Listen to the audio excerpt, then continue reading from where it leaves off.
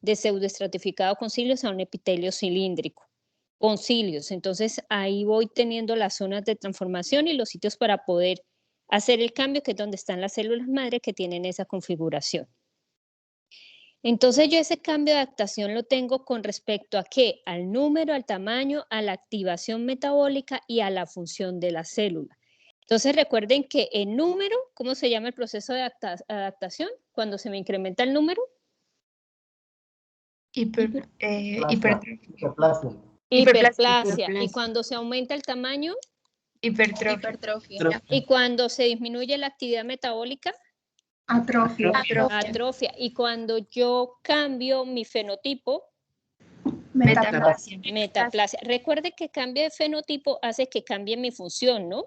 Por lo menos si el epitelio era de revestimiento y protección para ser más fuerte, cuando a mí me cambian la función, pues no me voy a volver tan fuerte, sino que necesito producir moco. Entonces ya me vuelvo un epitelio productor de moco. Entonces ahí hay una modificación de la función como tal. ¿Qué otro mecanismo que creo que está, se me adelantó, espérenme, o se me corrió, lo puse atrás, no sé dónde se quedó. Más adelante.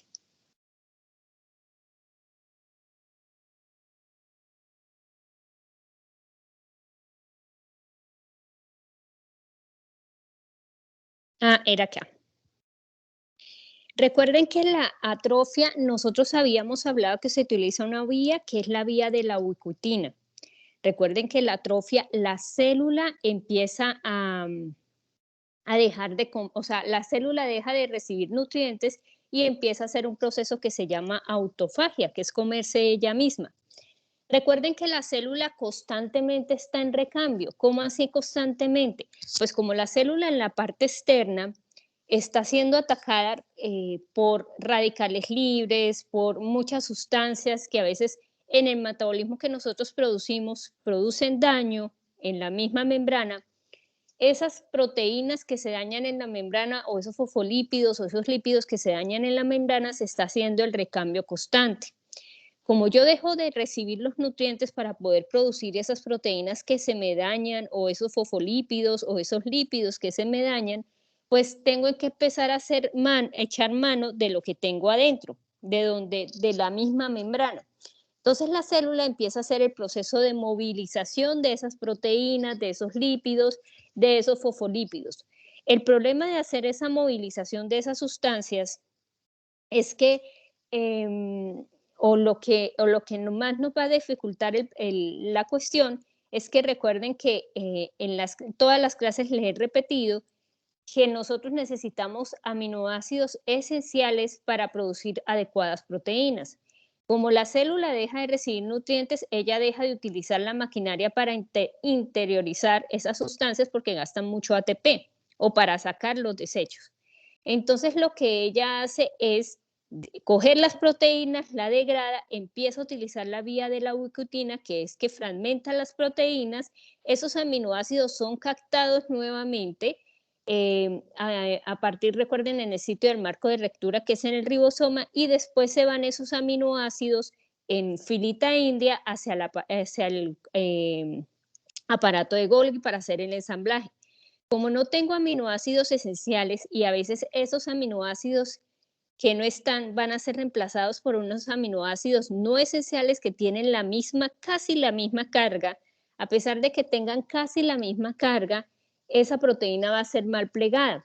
Y como esa proteína va a ser mal plegada, se me va a acumular en el aparato de Golgi y también se me va a empezar a acumular en lo que es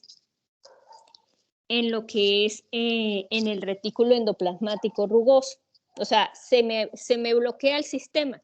No sale para hacer el ensamblaje, se quedan los aminoácidos en el retículo endoplasmático rugoso y también me va a bloquear el aparato de Golgi, y también estas proteínas que salen mal plegadas se me van a terminar de plegar mal en la parte del citoplasma. Todo eso me va a generar lo que nosotros llamamos estrés del retículo y me va a llevar a lo que es la activación o uno de los procesos de la activación de la apoptosis.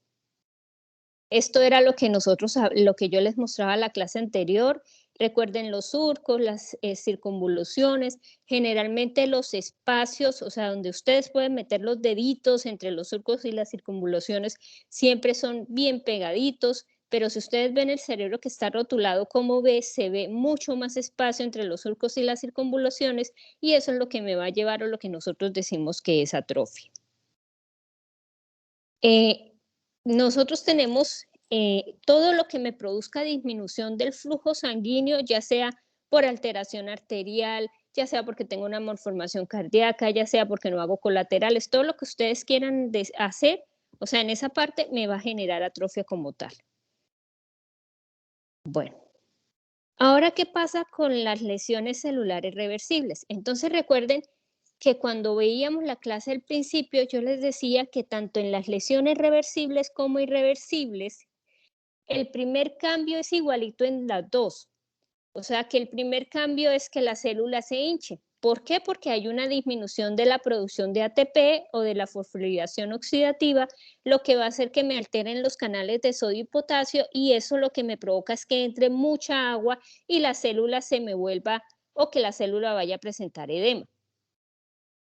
Entonces, ¿cuándo es el punto máximo? Pues lastimosamente no lo sabemos, depende de que si yo tengo, si la célula tiene buena reserva, depende de la labilidad de la célula, depende de la función de la célula para yo decir, le quito el estímulo y la célula se volvió reversible, esto recuperó su función normal, o le quito el estímulo y definitivamente la célula va a pasar a muerte celular. Recuerden que la muerte celular se divide en dos grupitos grandes que son la necrosis y la apoptosis.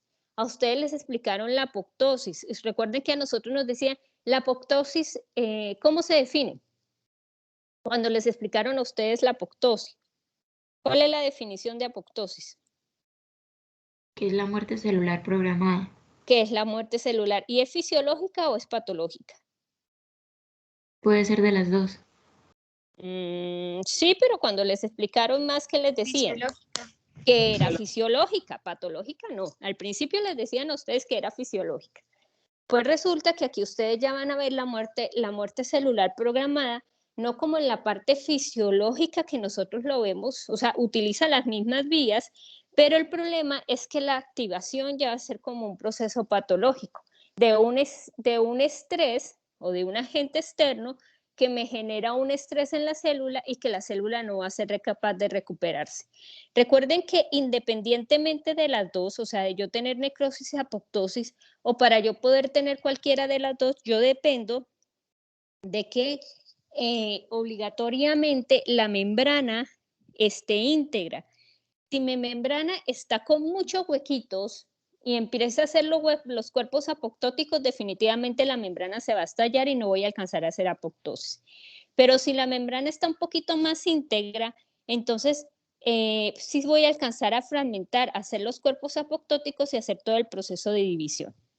De división, no, qué pena, de degradación, para que llegue el macrófago y lo fagocite. Entonces, la morfología que ya lo habíamos hablado, voy a tener edema celular, la célula se va a volver pálida, voy a tener vacuolas citoplasmáticas, también voy a tener un cambio a nivel del núcleo, voy a tener cariorexis, voy a tener pignosis, voy a tener cambio a nivel mitocondrial, voy a tener alteraciones moleculares y voy a hacer todo ese proceso que en definitiva lo que va a hacer es la destrucción completa de la célula. Entonces, la definición de los dos procesos yo los tengo que dividir porque los procesos se hacen de manera diferente y desencadenan unas respuestas diferentes. Entonces, la definición de necrosis es la destrucción de la célula que me desencadena una respuesta inflamatoria. Generalmente en la necrosis hay una desnaturalización de proteínas. ¿Ustedes por qué creen que hay desnaturalización de proteínas? Eso ya lo explicamos un poquito. ¿Por qué ocurre la desnaturalización de proteínas? Disminución del pH. No. Por la entrada de enzimas lisosómicas. O Esa las es otras una, enzimas pero lisosómicas. recuerda que las células, no, las enzimas lisosómicas no entran mucho. ¿En dónde están esas enzimas? Profe, ¿es por el aumento de concentración de calcio? No, pues por ahí va, pero no. Tiene más que ver con las enzimas lisosómicas que va asociado con el calcio. Pero ¿cuál es el meollo del asunto? ¿Recuerdan lo que yo les decía de las membranas? Sí, que debido a que las membranas aumentan su permeabilidad, también pueden Ujú. estar más activadas las enzimas lisosómicas, por ejemplo, y pues van a Pero ser. ¿por qué van a estar más activadas? ¿Por quién? Por ahí está por algo que me dijeron ahorita, que fue lo último que dijeron. La concentración de calcio Por extracelular es la mayor. concentración de calcio. Recuerden que las enzimas, nosotros las tenemos en proenzimas siempre, y esas están en las organelas. El problema es que las organelas están rotas, o sea, están parcialmente, entre comillas, tienen tantos huequitos que va a llegar un momento en que se me van a romper.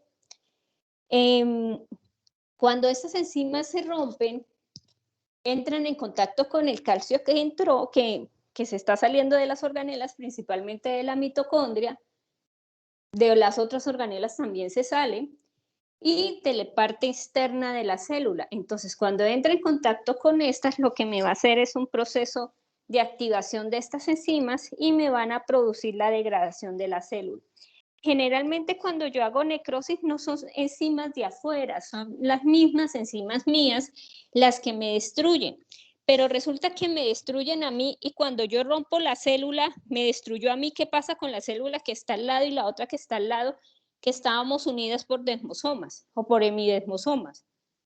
¿Qué les va a pasar a esas dos células que están al lado mías cuando salen toda esa cascada de células, de También se esas, van a ver afectadas, profe. también se van a dañar? Por eso es que la desventaja de la necrosis con respecto a la apoptosis es que la necrosis, la terminación va a ser mayor. ¿Por qué? Porque es que saco yo todo mi contenido y voy a dañar todo lo que está al lado mío. En cambio, en la apoptosis, como yo no dejo sacar mi contenido, la única que se va a dañar soy yo y no voy a desencadenar cascada inflamatoria. En cambio, en la necrosis, como yo saco todo mi contenido, recuerden que al extraer todo mi contenido, daño las células adyacentes que no van a estar dañadas y eso también me va a desencadenar una respuesta inflamatoria que me va a dañar más el tejido. Entonces, ¿cuál es la morfología que ustedes van a ver? Pues que la célula va a perder glucógeno, va a tener el citoplasma alterado, va a haber un aumento de la eosinofilia. El citoplasma alterado yo no lo veo mucho, o sea, cuando yo veo por lo menos cambios en la morfología, yo lo que veo es que la célula está un poquito más hinchada, eh, lo que yo veía más rosadito lo veo más rosado pálido y el núcleo a veces es o más pequeño o mucho más grande. Cuando ustedes lo veían azulito, uno ya no lo ve tan azul, sino un azul más clarito y a veces ni se logra ver el núcleo. Entonces, la parte de que yo veo el citoplasma polillado, la cariolesis, la pignosis, etcétera, eso sí yo lo veo, pero en un microscopio especial que se llama microscopio electrónico. Entonces, los cambios nucleares, ¿cuáles son? La cariolesis, la pignosis, que es la contracción del núcleo, la cariorexis, que es el núcleo pignóstico fragmentado, y en 1 o 2 días va a desaparecer el núcleo. Entonces, esto es lo que uno ve. Entonces, en la gráfica A, ustedes ven qué epitelio es este, si lo recuerdan, en la A. El núcleo y el citoplasma son de la misma relación. ¿Qué epitelio es ese? Cúbico, profe. Cúbico. Entonces, ¿es un epitelio qué? Recuerden nombre y apellido. Epitelio cúbico simple. Epitelio cúbico simple. Cúbico simple. Entonces, este es un epitelio cúbico simple que es de los conductos de las glándulas. Casi todas las glándulas que tienen conductos tienen ese epitelio. Resulta que ustedes ven lo más moradito, que es el núcleo. Ustedes ven un puntico en la mitad del núcleo, que es más morado, un poquito más morado oscuro, y el citoplasma, que es rosado. Entonces, cuando ustedes lo ven, ustedes de entrada, Cuando recuerdan, de una vez dicen que es un epitelio cúbico simple. ¿Qué pasa con la B? Con la gráfica B ya no se ve tan uniforme. La otra característica, si ustedes imaginariamente lo ponen, ustedes pueden hacerle como el reborde citoplasmático entre una célula y otra. ¿Qué quiere decir el reborde citoplasmático? Como el reborde que yo tengo por ser una célula cúbica. En cambio, cuando ustedes ven la gráfica B, ya ven que el citoplasma se vuelve más rosado, más irregular, el núcleo se vuelve más oscuro. A veces hay unas que se le ven un poquito más el nucleolo, pero lo que llama la atención es que ya deja de perder la morfología.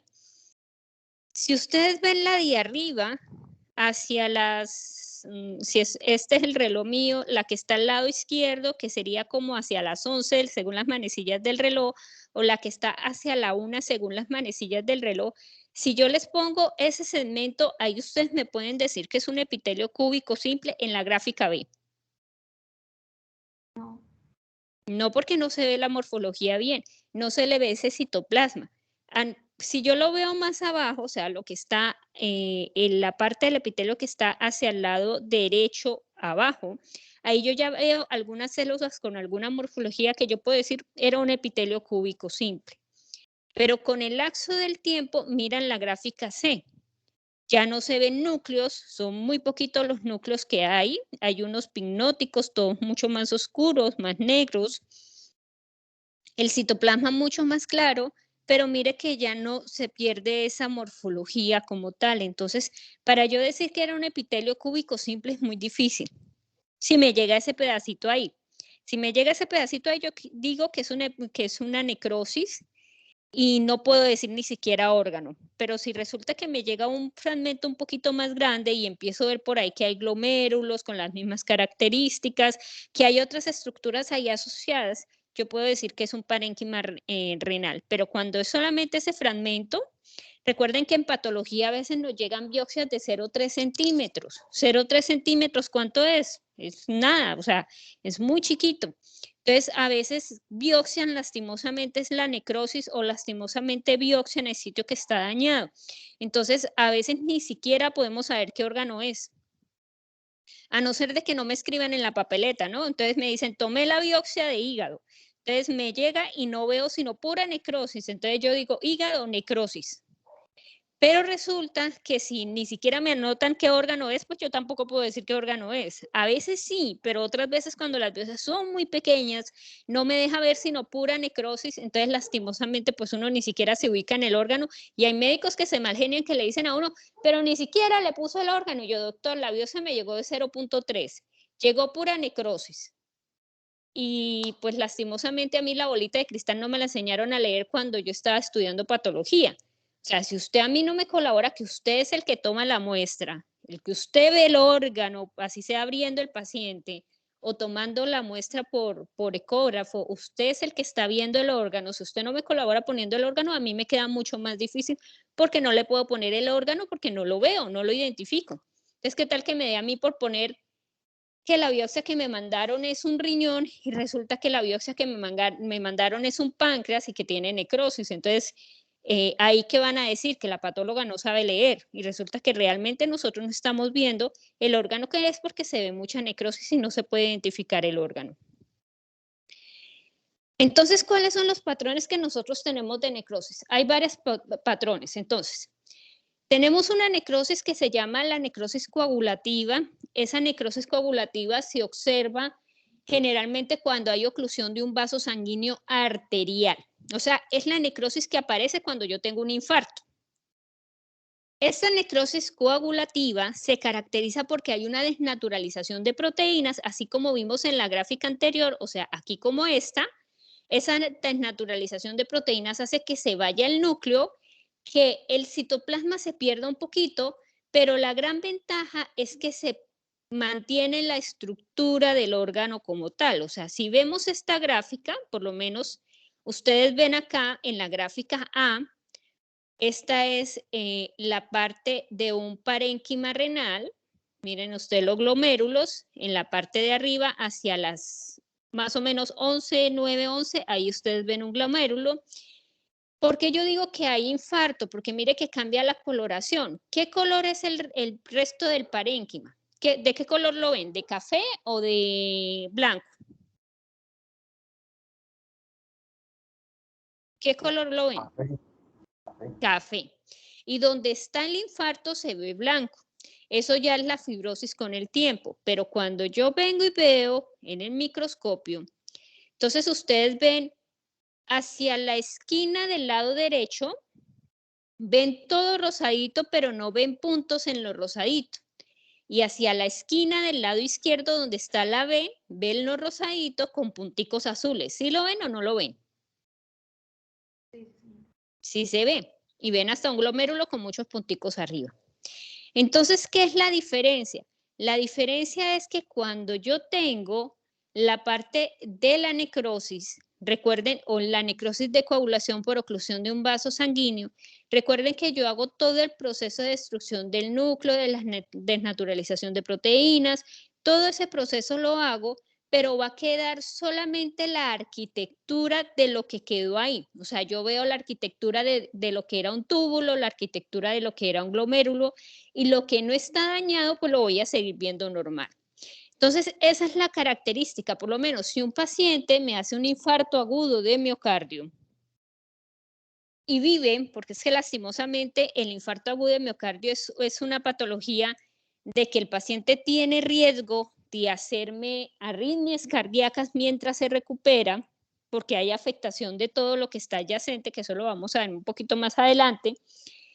Entonces, cuando el paciente vive un ratico, pero lastimosamente el paciente me hace una arritmia y fallece, encontramos en el corazón áreas de necrosis de coagulación donde habían fibras miocárdicas y donde habían filetes nerviosos, porque recuerden que cuando hablábamos del sistema de conducción, entre las fibras musculares pasan algunos filetes nerviosos. Cuando yo hago el proceso de necrosis, hay liberación de proteínas, no solamente daño las células cardíacas, sino lo que pasa por ahí, y si por ahí pasa un filete nervioso, también lo voy a dañar.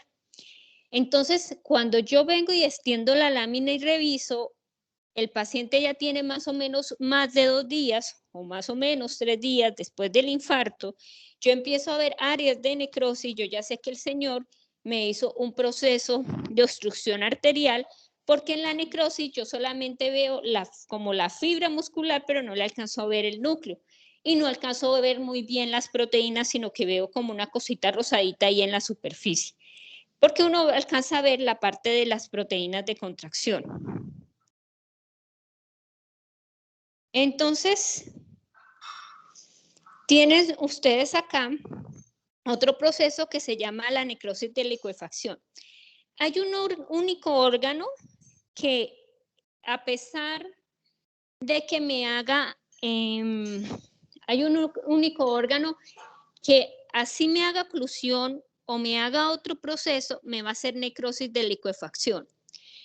¿De qué depende de que yo haga necrosis de coagulación o necrosis de licuefacción? Generalmente depende de la contextura del tejido.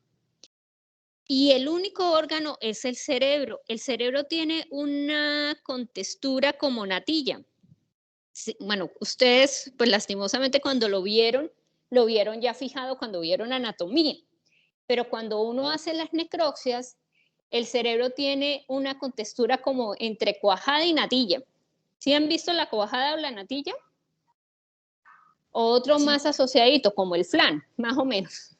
Entonces, si ustedes meten los deditos, no es algo que sea duro, pero tampoco es algo que sea tan viscoso, tan blando. Por eso es que él me hace un proceso, es de liquefacción, así haya proceso de obstrucción de la parte arterial.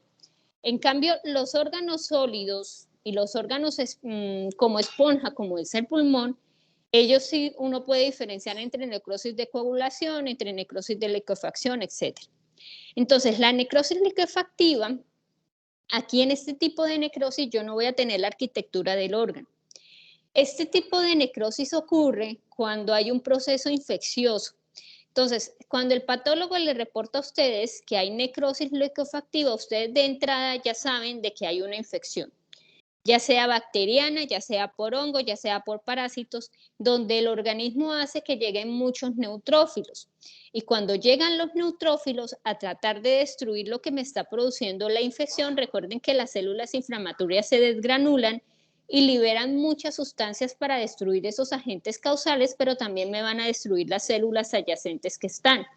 Entonces, ese proceso de liberación de todas esas sustancias hacen que se me destruya tanto las bacterias en algunas ocasiones como las células que están en desostén y se va a volver como una pasta en la superficie como tal. Entonces, recuerden que siempre es de proceso infeccioso y el único órgano que independientemente esté asociado a proceso infeccioso o no es el cerebro. Este es un ejemplo del cerebro. Entonces, miren, en el proceso de liquefacción, recuerden que como es proceso infeccioso, siempre va a haber pus asociada, material purulento. Uno tiene que tener mucho cuidado lo digo sobre todo, bueno, si llegan a hacer necrosis, pero también si llegan a hacer punciones.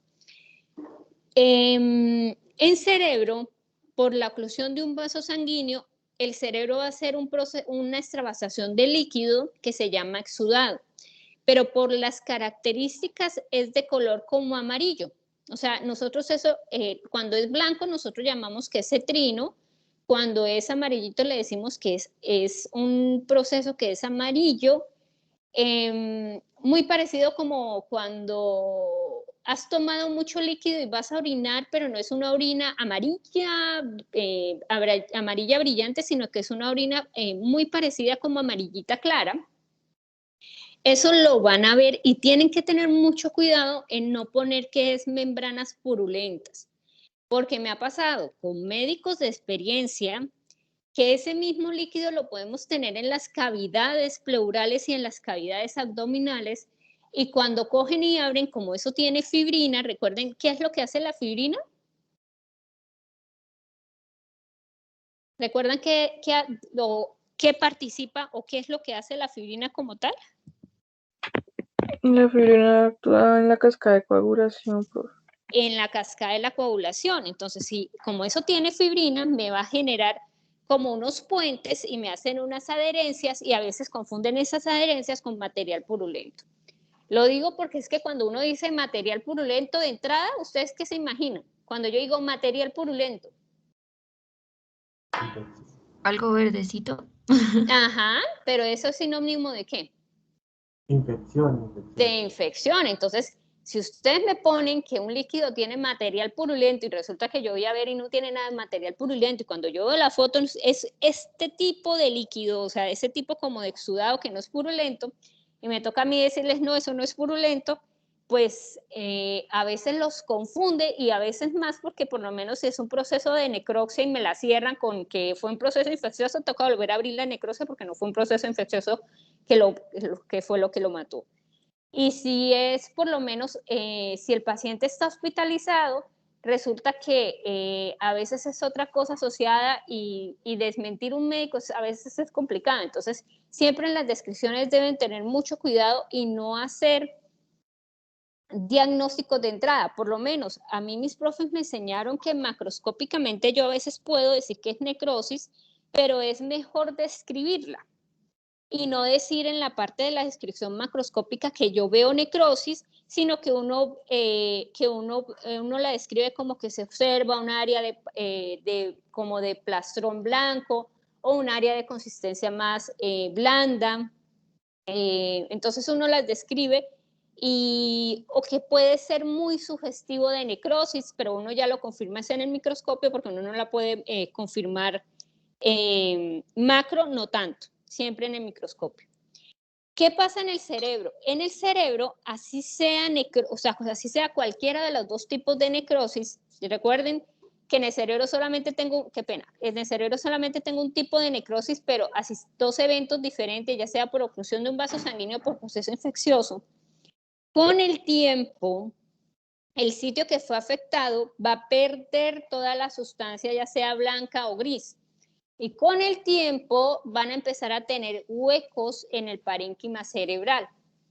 Empiezan a tener cráteres y huecos en el parénquima cerebral.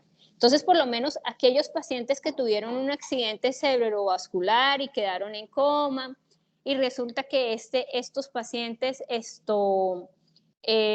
fallecen 2 años o 3 años después. Cuando uno viene a mirar el cerebro y hacer cortes de cerebro, ya yo no solamente veo los ventrículos, que son los orificios normales que yo veo, que debo ver, sino que ya empiezo a ver áreas como en sacabocados, que fue el sitio donde el paciente tuvo el sitio de infarto, o donde el paciente tuvo la lesión después de un trauma, etcétera, porque eso altera la parte de la circulación en el parénquima cerebral. ¿Qué es la necrosis gangrenosa? Ese término es clínico más no patológico. La necrosis gangrenosa es la unión entre la necrosis de coagulación y entre la necrosis licuefactiva. O sea, que son aquellos pacientes que tienen una oclusión arterial y sobre ese tejido llegan las bacterias y empiezan a colonizar.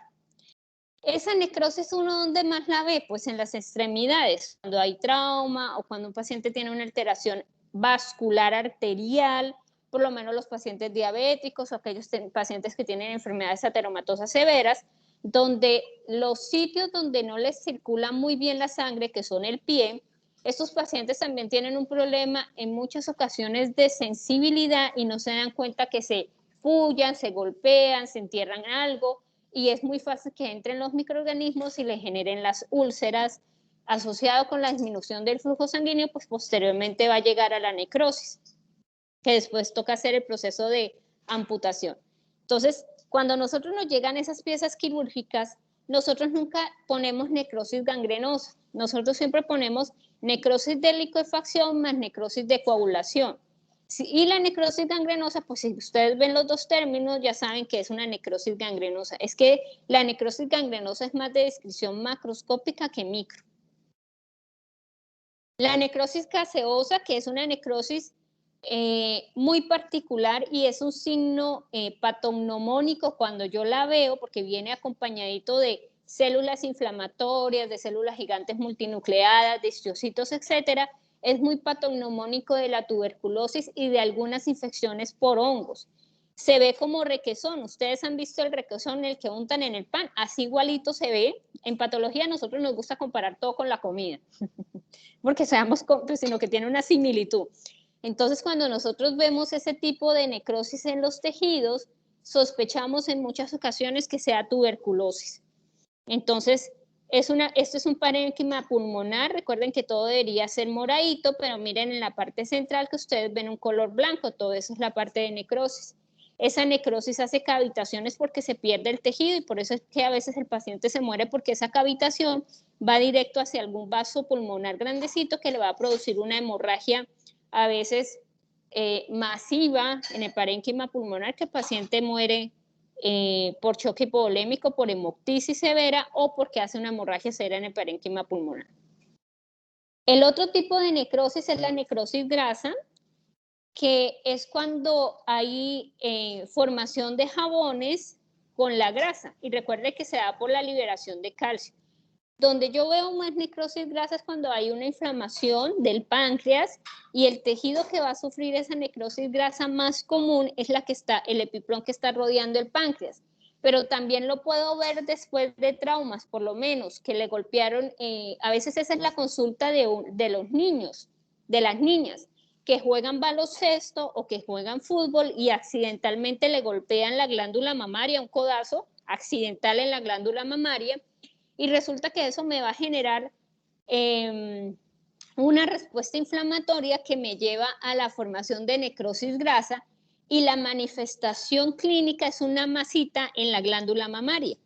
Entonces, cuando uno viene, revisa, y uno debe preguntar los antecedentes de trauma. A veces le dicen a uno que sí tuvo un trauma, pero a veces uno ni se acuerda que le pegaron el codazo, porque eso viene y aparece más o menos casi 2 meses después del trauma. Pero es un ejemplo de que yo puedo tener alteraciones en el parénquima post-trauma por todo el proceso inflamatorio, porque se liberan calcio, y recuerden que el parénquima mamario es tejido adiposo, entonces se libera calcio más las goticas de grasa que se están destruyendo por la respuesta inflamatoria, me pueden generar esa parte de jabones, saponificación, que se va a endurecer un poquito y una manifestación clínica son los nódulos. Así como ustedes lo ven acá, ustedes es este tejido amarillo adiposo, qué pena, y lo que ustedes ven más blanquitos es la saponificación o es la necrosis grasa con depósito de calcio y se ven nodulitos encima del epiplón. A veces entran, operan el paciente y encuentran esos nódulos encima del epiplón y los confunden como metástasis, porque así se ve también la metástasis, o a veces ponen que son calcificaciones distróficas. Cuando uno viene y lo ve, a veces son calcificaciones. Recuerden que como hay salida de abundante calcio, eso se calcifica y es aislado y es posterior a un evento inflamatorio. Y tenemos la necrosis fibrinoide que aparece en los vasos sanguíneos y Profe, esa necrosis, señora. una pregunta, entonces ahí Pregunta. los médicos cómo hacen para diferenciar a esa necrosis con la metástasis. Porque siempre cuando yo sospecho de que hay una metástasis, el paciente tiene previamente algo que yo le estoy, por lo menos, cuando ellos abren la cavidad abdominal y no sospechan que el paciente esté haciendo una pancreatitis, sino que es otra cosa, lo que ellos revisan es la integridad de todos los órganos. Entonces, si ven los órganos normales, o sea, por lo menos los ovarios, si ven que no hay adherencias en la superficie del útero, si ven páncreas normal, etcétera, entonces lo que hacen es sacar una muestra, porque ellos a veces lo mandan como sospecha de. ¿Quién es el único que les puede confirmar que eso no es?